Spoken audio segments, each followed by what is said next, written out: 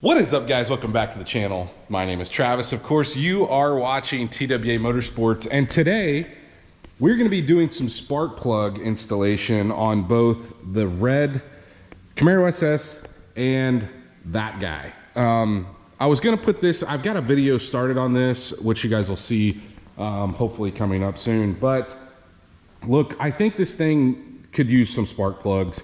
I don't know how old they are. I don't know what they are.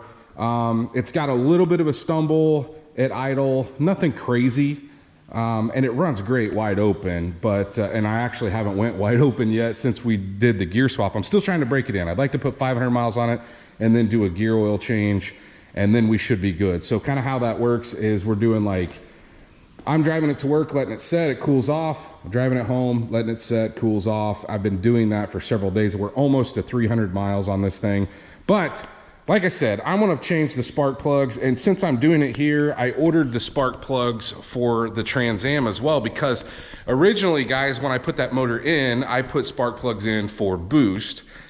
That's not going to work. And so here's what we've got. We've got some TR6s from NGK. It's kind of my go-to. NGK is always been good. These are copper cores. No, they're not platinum. I know they're not going to last as long, but for me, the copper cores have always idled the smoothest and ran the best. The downside is they only last about 10,000 miles, sometimes less. The other thing I got was this guy. Now, I've never used one of these. This is always the way I've measured gaps. This is like a freebie. Oh, I dropped it. From a local parts store. Chances are it's probably not real accurate, but I've always used it and I've never had any issues. But I wanted to try something a little nicer. So kind of how this works is you have a gauge feeler, and we're going to try it together here, and we're going to put our plug in here and we can adjust gap accordingly. Now, these should come somewhat pre-gapped, but I want to put 40 thousandths on these, and so we want to make sure that that is exactly what they're at. So let's I'm going to go grab my tripod, we'll set that up, and then we're going to show you the painstaking part of taking spark plugs out of these. It's not terrible, I guess. To me, guys, the easiest way is to remove, sometimes it's to remove the coil packs. I don't know whether I'm going to do that or not, but we'll see as we get a little deeper into this. I think the plug wires are good. They're MSDs. I know the plug wires are good on the Trans Am because they're brand new, but yeah, let's get started. Here's what I'm going to do. This motor's a little warm from pulling it back here, but I think we'll be okay. We're going to pull the spark plugs off. And they did not use the little metal boots. You don't have to. These MSD plug wires have always been great. That's what my favorite, because the end bends, and that's why I always use them. When you get up to the front one on this side, it's a little bit harder to get to because your ABS and stuff's in the way, but you can still reach in, pull your plugs off, or plug wires off. Now, go grab your favorite spark plug socket. I've got one that we're gonna have to mess with extension sizes, but I'll show you that. I'd say about, it's a 5/8 is normally what I use. I would say that about 90% of them you can get out with a little short extension like this. This is like a, I don't even know if they consider it a 1.5 inch. And then I have a 3 inch. And so sometimes this works best to clear the header or the stock manifold. This obviously has headers, but about 90% of them you can do with this. So we're going to start there. See if we can get the very back one out on the driver's side with that. We may have to go to the other one. And there you go. Already lying to you guys. We're going to have to go to the 3 inch.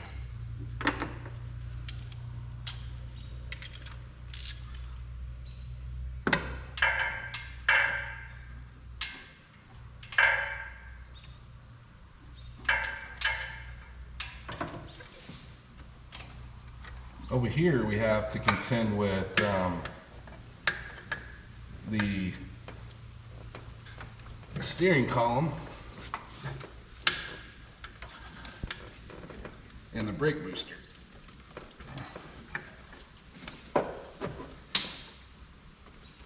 And apparently Superman put these in, so I cannot get a swing on it.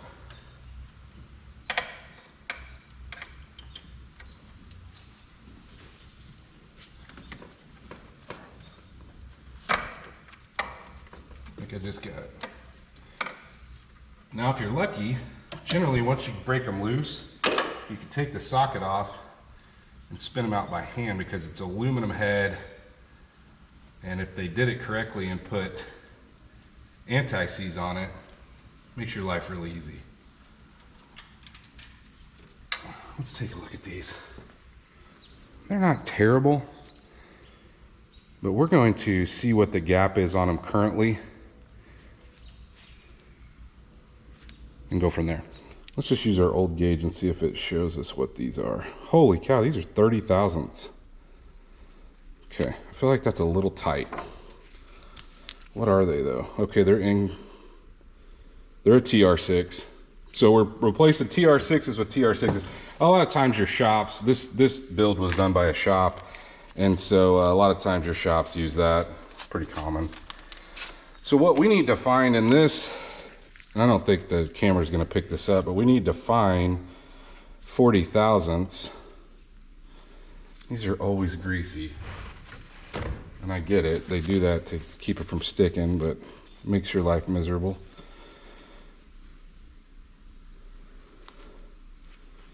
Oh, I don't know. Well, surely it's in here somewhere.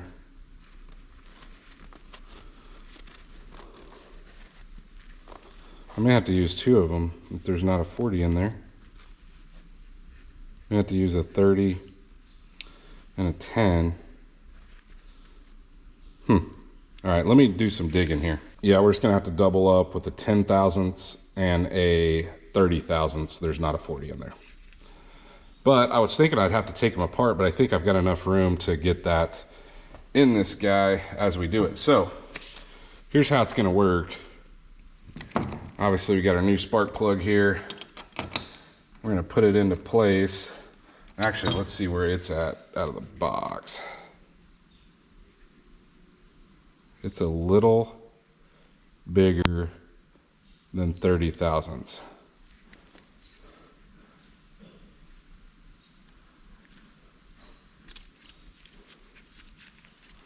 Because the 30 fits. Let's roll it back a little. Okay. So now what we're going to do is we're going to put it in this tool.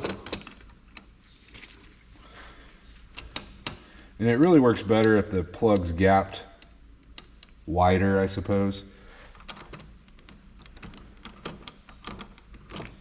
And so then we roll this in.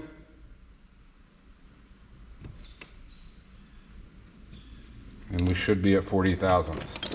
Like I said, I think this would work better if they came out of the box at, like say they 50 thousandths and you were trying to put them down, or let's say on a turbo build where you've got to get way less gap. I think this would be a little more precise, but we'll double check it here with our parts store one. And yeah, it's indeed 40 thousandths. Just double check it. I don't even need it in there to do that. There we go. Okay. So now we're ready to put this plug back in. I got the old one and the new one. And I really think this car probably needs retuned also.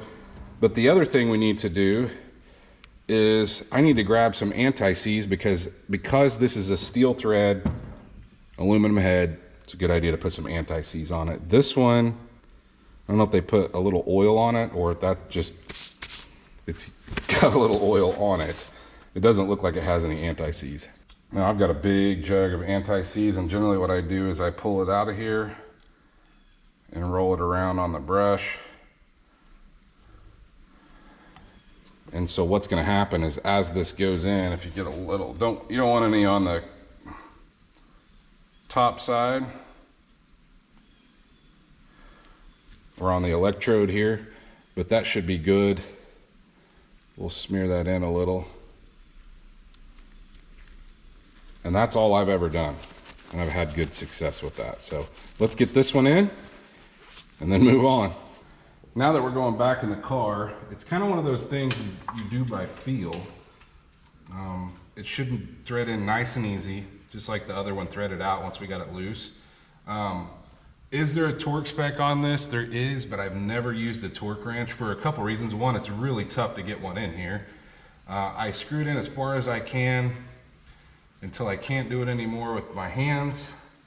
And then once that happens, I put the wrench on it. There we go. And I snug it down. No need to over tighten.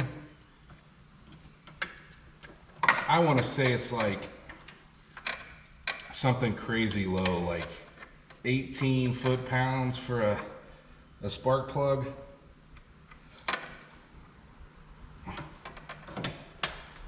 And then the hardest part is, depending on how new or old your spark plug socket is, it likes to stick because it has a piece of rubber in there. So there we go. Once we do that, I'm gonna make sure there's no burn spots. There's not. This looks nice. And if you'd like, you can put a little dielectric grease on them. I generally don't do that either. And you'll hear a positive click. Same thing up top. There we go. One down. We have 7 more to go here, plus the 8 on that cover.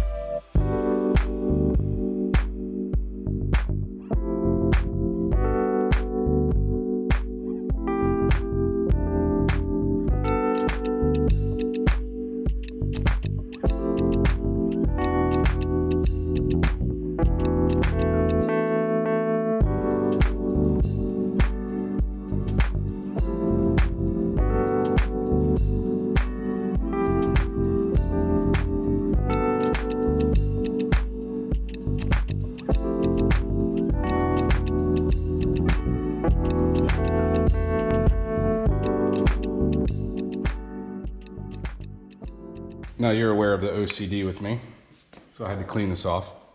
But now that we're ready to go back in, I've got all my plug wires hooked to the spark plugs, okay? But it will make your life so much easier if you kind of put this into place, dipping it down in the back and reaching back and plugging that very last, actually probably the last 2 plug wires in while you've got it unhooked.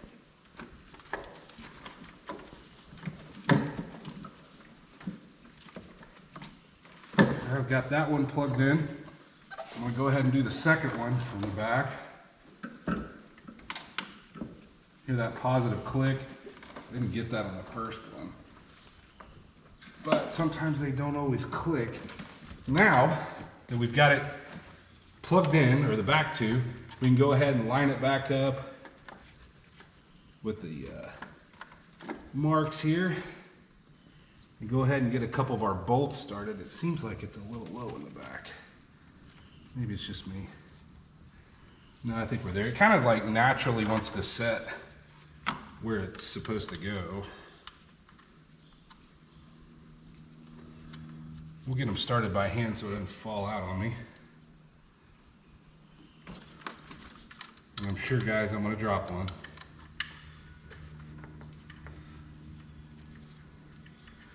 It's lined up. You can always tell when you got to put the second one in. And then once we get it fastened down, I'm sure there's a torque spec on this too. It'd be really light, probably inch-pounds, 106 inch-pounds would be my guess. I'm just going to snug it down with the impact. It won't get that tight. And then we'll hook these front 2 up and this car will be finished. We may start it up to make sure it idles fine, doesn't have any misses. Now we're going to go ahead and start it.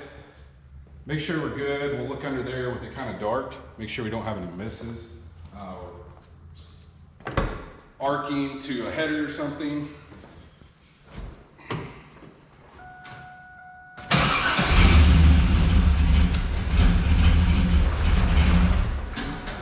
It's not good.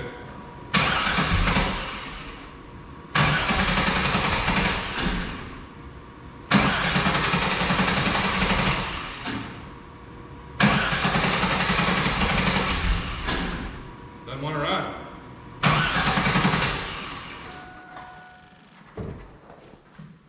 You know why it doesn't want to run? Because it didn't hook that coil pack. What a dummy.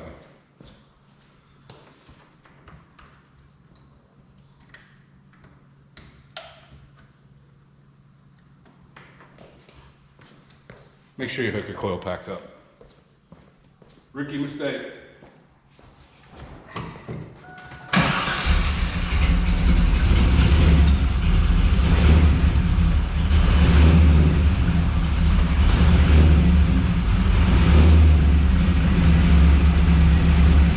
Look under there for sparks.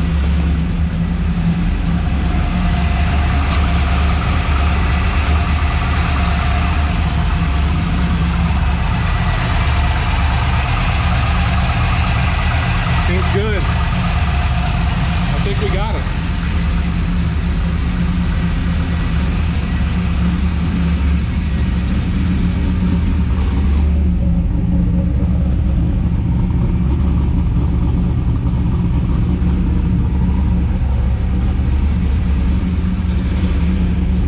Now it may be in my head, but it seems like it idles a little smoother. I don't know. I'm not ready to take it out right now. I generally don't even like getting in it when I'm dirty, but I wanted to start up, make sure we had no issues. And so far, other than me being a dummy and not plugging in the coil pack, no problem. So now let's move our attention over to the Trans Am. You may see some stuff that you're gonna see in the video coming up, but I wanted to show you guys how you can access these down below. Yeah, good luck. See them up there, way up there? What about this other side here? Okay, maybe you can get to that one. Okay, you could probably get to those 2. Yeah, I don't know. I don't know if that's any easier at all. Even, like, guys, this has a K member. You know, I just don't think your access point is any better down here at the bottom. So we're gonna let it down and we're gonna attempt to do it just like we did this one.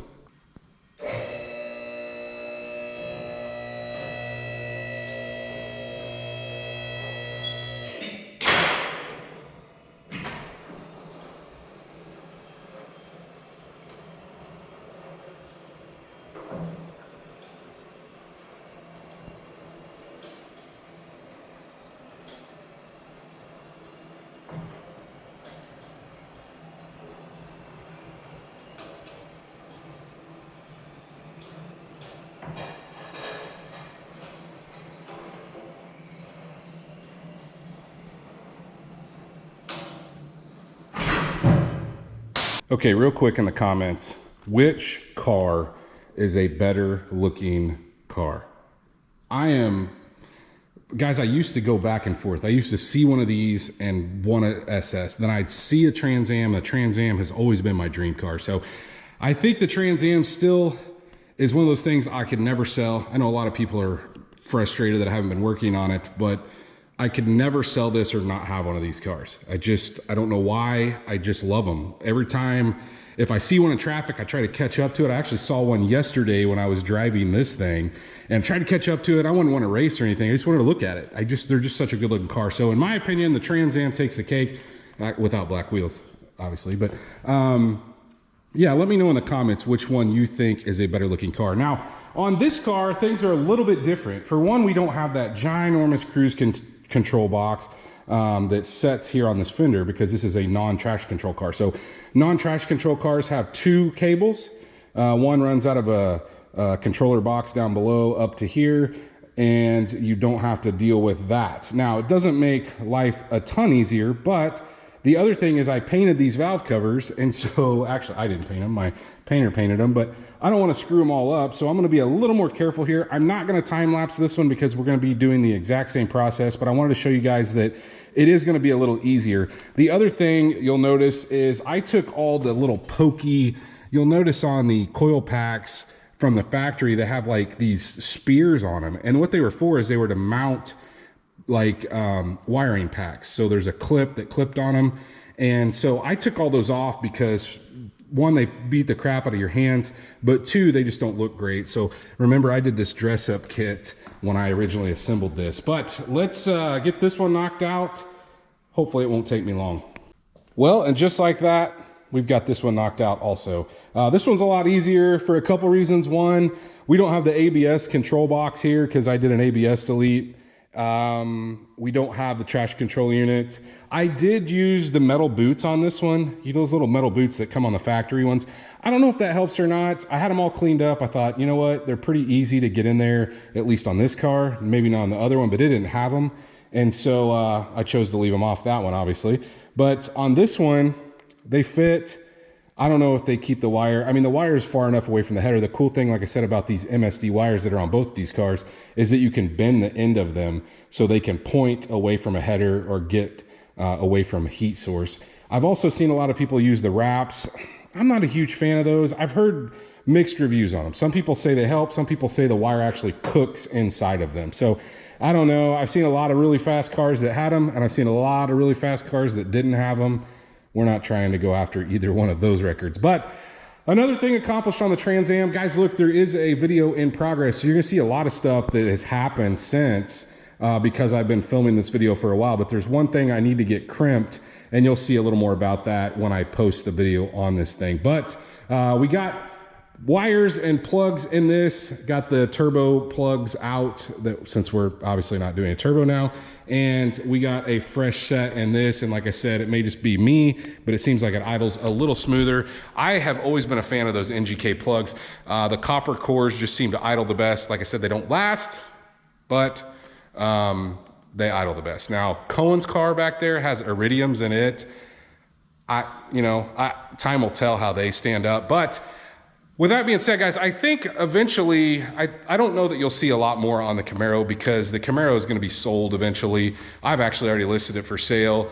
It was just meant to be fun for the summertime anyway and have a manual car out here. So I may take you for a rip in it once we get the gears broken in, or I may show you the drain, refill, and then we may go out and rip on it in a video. But I don't think we're going to see a lot more on the Camaro. But hopefully you guys did enjoy this little video on a plug change and plug addition to the Trans Am. I know a lot of you have been waiting on, but if you did, please, like always, go down there and smash that thumbs up button. Guys, if you are not subscribed, go down, hit the subscribe. Of course, like always, ring that bell notification. Stay tuned to see what we work on next.